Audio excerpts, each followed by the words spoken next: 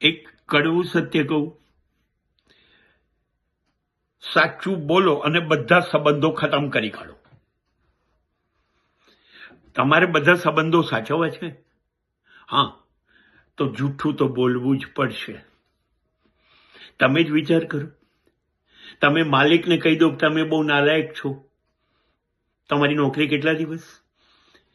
તમારી પત્ની તમને કહી દે કે તારા પહેલા મારે 5 અફેર હતા, તમારું સંબંધ કેટલા દિવસ?